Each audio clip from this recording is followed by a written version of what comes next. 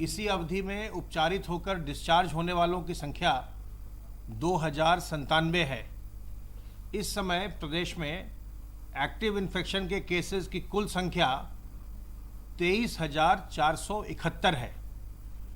इन 23,471 active cases में से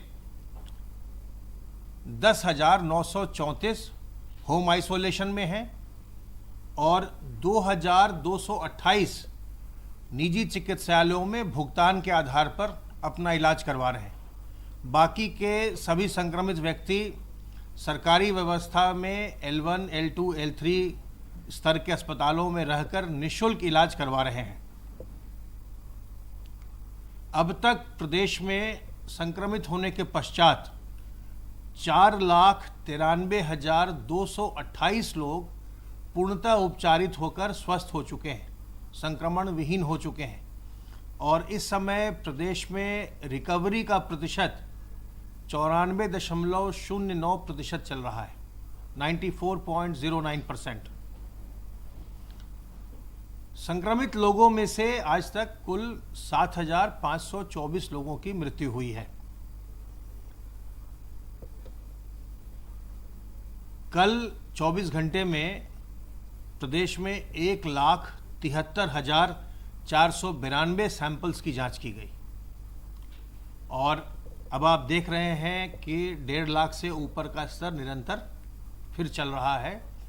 testing हमारे जो इन्फेक्शन के कंटेनमेंट की स्ट्रैटेजी है उसका बहुत ही महत्वपूर्ण हिस्सा है और इसलिए हम टेस्टिंग के लेवल को नीचे नहीं आने दे रहे हैं ताकि जो भी संक्रमण दूसरे राज्यों में बढ़ रहा है, अगर वैसी कोई बात हमारे यहाँ कोई बात आए कि संक्रमण कहीं बढ़ना शुरू हो तो अधिक टेस्टिंग के माध्यम से तत्काल संक्रमण को चिन्हांकित कर लिया जाए और संक्रमित लोगों को आइसोलेट कर दिया जाए। यही तरीका है संक्रमण की चेन को तोड़ने का और आज इस समय में आपकी भूमिका बहुत ही महत्वपूर्ण है। जैसे जब हमारे प्रदेश में बहुत बड़ी संख्या में प्रवासी कामगार लौटे थे और उस समय हमारी ग्राम निगरानी समितियों ने और मोहल्ला निगरानी समितियों ने बहुत ही अच्छा कार्य किया था। कम्युनिटी सर्वेलेंस का एक अनूठा मॉडल उत्तर प्रदेश में देखने को मिला था। आज जब एक सेकेंड वेव की बात हर जगह हो रही है तो आज फिर से ज़रूरत है कि हम कम्युनिटी सर्वेलेंस के उसी बहुत ही मजबूत मॉडल को सामने लाएं और उसके माध्यम से संक्रमण को प्रदेश में हम नियंत्रित रखें। इसलिए जो भी हमारे ग्राम निगरानी समितियां हैं या हमारी जो मोहल्ला निगरानी समितियां हैं या जो शहरों में RWA होते हैं, जो बिल्डिंग्स होते हैं या मोहल्ले होते हैं जिसमें रेजिडेंट वेलफेयर एसोसिएशन होते हैं, इन सब की भूमिका इस समय बहुत ही महत्वपूर्ण है इस बात को सुनिश्चित करने के लिए कि अगर किसी व्यक्ति में कोई लक्षण आ रहे हैं, बुखार है, खांसी हो रही है, बार बार सांस फूल रही है, स्वाद या गंध की जो क्षमता है उसमें ह्रास हुआ है, अगर ऐसी बातें पता चल रही हैं किसी व्यक्ति के बारे में, आपको अपने मोहल्ले में या अपने अपार्टमेंट में, बिल्डिंग ब्लॉक में, तो तत्काल उनकी सहायता कीजिए, उनको तत्काल जांच करवाने के लिए प्रेरित कीजिए। और जांच के लिए चूँकि व्यवस्था तो बहुत सारी है, लेकिन अब हम हर शहर में, प्रदेश के 75 जिलों में, हर शहर में अब हम ये सुनिश्चित करेंगे कि कुछ स्टैटिक बूथ्स बने हुए हों और जिसका कि व्यापक प्रचार प्रसार हो, जहां पर जाकर के कोई व्यक्ति जिसे लक्षण लग रहा हो या संदेह हो रहा हो, वो जाकर के वो दिन भर में जाकर के कभी भी अपनी जांच करवा सके। तो जो भी व्यक्ति, अगर आप कोई ऐसा व्यक्ति है जो आप देख रहे हैं जिसमें लक्षण आ रहे हैं, उसको प्रेरित करिए, उसकी मदद करिए कि वो अपनी जांच करवाए। जांच में अगर संक्रमण आए तो तत्काल आइसोलेट हो जाए और यही तरीका है संक्रमण की श्रृंखला को तोड़ने का, संक्रमण की चेन को तोड़ने का और इसी प्रकार से संक्रमण को नियंत्रित रखा जा सकता है। अगर संक्रमित व्यक्ति की पहचान नहीं होगी तो वो और लोगों को संक्रमित करता रहेगा।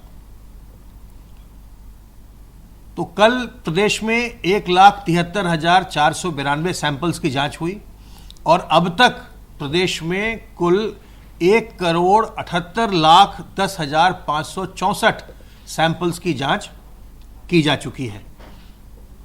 नवंबर के महीने में प्रदेश का पॉजिटिविटी का जो रेट है वो 1.6% चल रहा है। ई संजीवनी ऐप का हमारे राज्य में निरंतर उपयोग हो रहा है। राज्य के नागरिकगण ने इसको अपनाया है और घर बैठे चिकित्सकों की सलाह वो निरंतर प्राप्त कर रहे हैं। कल भी 1,864 लोगों ने घर बैठे इस संजीवनी पोर्टल पर डॉक्टरों की राय प्राप्त की और अब तक प्रदेश में 2,21,667 लोग घर बैठे इस संजीवनी पोर्टल पर डॉक्टरों की राय प्राप्त कर चुके हैं। चिकित्सकों की सलाह उन्होंने प्राप्त किया है, जिसमें चिकित्सकों से उनकी वीडियो कॉलिंग होती है, आमने सामने बातचीत होती है फ़ोन पर या कंप्यूटर पर, और फिर वो उसके आधार पर वो फिर दवाइयाँ भी प्रिस्क्राइब कर देते हैं। सर्वेलेंस का कार्य निरंतर चल रहा है और अब तक 1,60,692 इलाकों में 4,59,674 टीम दिवस के माध्यम से 2,91,05,996 घरों का सर्विलांस अभी तक किया गया है और इसमें रहने वाले लोगों की संख्या 14,25,03,717 है। सर्विलांस भी जो संक्रमण को नियंत्रित किया जाता है उसके लिए ये एक बहुत ही कारगर उपाय होता है और अब ये निर्णय किया गया है कि सर्विलांस को और फोकस्ड किया जाएगा। इसके लिए सभी जनपदों को ये निर्देश जारी किए जा रहे हैं कि वो जो इन्फेक्शन के केसेस आ रहे हैं, जो पिछले 10 दिनों में जो केसेस आए हैं, उनकी अपने ज़िले के मैप पर उसको प्लॉट करें, मैपिंग करें, ताकि ये पता चले कि कौन से पॉकेट से, शहर के किस इलाके से ज़्यादा इन्फेक्शन के केसेस आ रहे हैं और उन इलाकों में जहां से ज़्यादा इन्फेक्शन के केसेस आ रहे हैं वहां पर फोकस सर्वेलेंस किया जाए और जल्दी से जल्दी वहां से जो भी लक्षणात्मक व्यक्ति हैं उनकी जांच करवाई जाए और जांच के पश्चात अगर संक्रमण हो तो उन्हें आइसोलेट किया जाए, चाहे वो होम आइसोलेशन में जाएं या वो अस्पताल के आइसोलेशन में जाएं, लेकिन उन्हें अन्य लोगों से, जो भी व्यक्ति संक्रमित है उन्हें अन्य लोगों से अलग करना आवश्यक है। यही संक्रमण की चेन को तोड़ता है। इसलिए हम और हमारा और आपका, इन हम सब का ये दायित्व है कि जो भी व्यक्ति संक्रमित है उसे हम पृथक करें और जो व्यक्ति संक्रमित है उसका ये दायित्व है कि वो दूसरे किसी को संक्रमण न दे, इसके लिए वो पूरा प्रयास करे, बिल्कुल ही पृथक हो जाए, आइसोलेट हो जाए। वैक्सीन पर लगातार कार्य चल रहा है और बहुत सारे वैक्सीन पर काम हो रहा है। ये उम्मीद की जा रही है कि अगले वर्ष इसकी वैक्सीन भी आएगी और सब लोगों प्राथमिकता के आधार पर जितनी डोज होंगी उसके हिसाब से लोगों को दिया जाएगा। जो लोग ज़्यादा वल्नरेबल हैं उनको वैक्सीन पहले मिलेगी और इसके लिए प्रदेश सरकार अपनी पूरी तैयारी कर रही है। इसके लिए जो कोल्ड चेन की जो भी व्यवस्था करनी है उन सब की तैयारी चल रही है। लेकिन जब तक वैक्सीन कोई नहीं आती है और जब तक इसकी कोई एक निश्चित दवा नहीं आती है तब तक अपना बचाव करना ही सबसे अच्छा उपाय है। संक्रमण से अपना बचाव करते रहना ही सबसे अच्छा तरीका है और इसके लिए अपने हाथ को साबुन पानी से बार बार साफ करते रहिए। अपने मुंह और नाक को ढक कर रखिए। जब भी आप कहीं बाहर निकलें सार्वजनिक स्थलों पर अपने मुंह और नाक को ढकिए, रुमाल से ढकिए, मास्क से ढकिए, दुपट्टे से ढकिए, गमछे से ढकिए, लेकिन इसे ढक कर रखिए। और ऐसा नहीं करना, सार्वजनिक स्थलों पर बिना मुंह और नाक को ढक के ऐसे खुला रहना, ये दंडनीय अपराध भी है। इसमें महामारी अधिनियम में आपके विरुद्ध कार्रवाई हो सकती है और हर बार आपको 500 रुपये का जुर्माना भी आप पर लगाया जा सकता है। इसलिए अपने मुंह और नाक को ढक कर रखिए। जब तक वैक्सीन नहीं आती है, यही आपका सबसे अच्छा बचाव है। और लोगों से 2 गज की दूरी बनाइए। 2 गज की दूरी और मास्क है ज़रूरी। तो जब तक वैक्सीन नहीं है, कोई दवा नहीं है, तब तक बचाव करिए। बचाव करके संक्रमण से दूर रहिए, खुद को भी बचाइए और अपने परिवारीजनों, अपने मित्रों को भी बचाइए। अगर किसी प्रकार का कोई लक्षण आए, किसी प्रकार की कोई शंका हो, तो हमारे हेल्पलाइन नंबर 1800 180 51 45 पर फ़ोन करके विशेषज्ञों की राय प्राप्त करिए, या अपने जनपद के मुख्य चिकित्सा अधिकारी कार्यालय या जो आपका इंटीग्रेटेड कोविड कमांड सेंटर है, वहाँ का जो नंबर हो, फ़ोन नंबर, उनसे बात करके आप अपनी शंका को दूर करिए। अपने जो भी प्रश्न हो उसके बारे में जानकारी प्राप्त करिए। सावधान रहिए, सतर्क रहिए, स्वस्थ रहिए, तनाव मुक्त रहिए और प्रसन्न रहिए।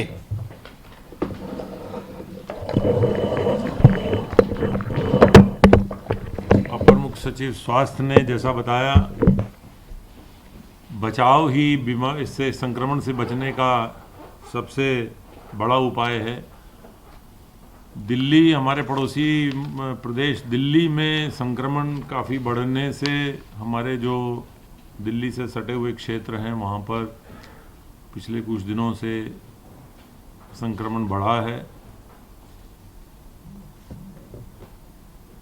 दिल्ली के नज़दीकी क्षेत्रों में हमारे अस्पतालों में समुचित सुविधाएं हैं। माननीय मुख्यमंत्री जी के निर्देशन में पिछले कोरोना कालखंड से ही प्रदेश सरकार प्रदेश के सभी अस्पतालों में समुचित सुविधाएं सृजित करने में लगी हुई थी, तथा अभी रिकॉर्ड 1.5 लाख से अधिक बेड हमारे अस्पतालों में उपलब्ध हैं। सुविधाओं की समस्या नहीं है, लेकिन पड़ोसी प्रदेश दिल्ली में संक्रमण बढ़ने से हमारे जो पड़ोसी प्रदेश के आसपास के जनपद हैं, वहाँ पर संक्रमण बढ़ा है। सभी लोगों से अनुरोध है, माननीय मुख्यमंत्री जी ने आज भी समीक्षा की थी, वो प्रतिदिन समीक्षा कर रहे हैं और सभी कदमों की में तेज़ी लाने के लिए उन्होंने निर्देशित भी किया है। टेस्टिंग बढ़ाई जा रही है, परंतु सावधानी रखना सबसे आवश्यक है। विशेषकर ये त्योहारों का मौसम है, आजकल शादियां भी शुरू हो गई हैं, तो सामाजिक दूरी रखिए, मास्क का इस्तेमाल करिए और हाथ धोते रहिए। कंटेनमेंट जोन्स और हॉटस्पॉट की स्थिति लगभग कल जैसी है। मामूली परिवर्तन आया है। कुछ जनपदों में संक्रमण के मामले बढ़े हैं, जिसकी वजह से हॉटस्पॉट में थोड़ी सी बढ़ोतरी हुई है। प्रदेश में औद्योगिक गतिविधियां तेज़ी से चलें, इसकी तरफ सरकार ध्यान दे रही है और सभी औद्योगिक इकाइयाँ कार्यशील हैं। आत्मनिर्भर पैकेज में विद्यमान इकाइयों को कार्यशील पूंजी और अन्य समस्याओं से निपटने के लिए सरकार उनको यथासंभव सहायता कर रही है, हैंड होल्डिंग कर रही है। उसी के क्रम में बैंकों से समन्वय करके 4,37,000 इकाइयों को 10,854 करोड़ रुपए के ऋण अभी तक स्वीकृत और वितरित किए गए हैं। इसके अलावा प्रदेश में रोजगार के और अवसर पैदा हों और विशेषकर छोटे और लघु उद्योगों के माध्यम से रोजगार के और अवसर सृजित किए जाएं, लोगों को नौकरी की व्यवस्था कराई जाए। इसके लिए बैंकों से समन्वय करके 6,40,000 नई MSME इकाइयों को अभी तक इस वर्तमान वित्तीय वर्ष में कोरोना कालखंड के पश्चात ये 18,000 लॉकडाउन के पश्चात 6,40,000 इकाइयों को 18,900 करोड़ रुपए के ऋण वितरण किए गए हैं। ऋण वितरण की ये प्रक्रिया तेजी से चल रही है और शीघ्र ही एक बड़ा ऋण मेला भी आयोजित कराया जाएगा। रोजगार के कार्यक्रमों में प्रदेश सरकार बहुत तेजी से कार्य कर रही है। लगभग 59,000 हमारे ग्राम पंचायतों में महिला स्वयं सहायता समूहों को पोषाहार बांटने का, राशन बांटने का कार्य दिया जा रहा है। इसके अतिरिक्त लगभग 59,000 गाँवों में ही महिला बैंक सखी, बैंक कॉरेस्पॉन्डेंट की तैनाती करने का प्रोसेस भी प्रारंभ हो गया है। शिक्षकों के नियुक्ति पत्र जो अवशेष हैं लगभग 38,000, वो भी शीघ्र जारी हो जाएंगे। इस प्रकार प्रत्येक विभाग व संस्था में रोजगार के नए अवसर पैदा करने का प्रयास राज्य सरकार द्वारा किया जा रहा है। किसानों से धान क्रय का कार्यक्रम निरंतर चल रहा है और उसकी समीक्षा प्रतिदिन की जा रही है। माननीय मुख्यमंत्री जी ने सभी जिलाधिकारियों को निर्देशित किया है कि वे स्वयं धान क्रय केंद्रों की समीक्षा करते रहें और अपने अधीनस्थ अधिकारियों को भी लगातार उनका अनुश्रवण करते रहें। अभी तक 151 लाख क्विंटल धान खरीदा जा चुका है, जो कि पिछले साल इसी समय जो खरीदा गया था धान उसके दुगना से अधिक है। पिछले वर्ष से इस वर्ष दुगना धान खरीदा गया है किसानों से। ये साफ स्पष्ट करता है कि सरकार अपनी एजेंसियों के माध्यम से किसानों से अधिक धान खरीद रही है। इसी प्रकार से मक्का का क्रय भी जारी है और 1,37,000 क्विंटल मक्का भी खरीदा गया है। और अभी बुंदेलखंड क्षेत्र में मूंगफली, किसानों से मूंगफली क्रय का भी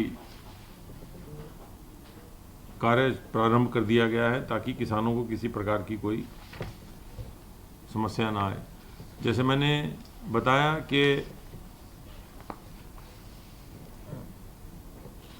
सरकार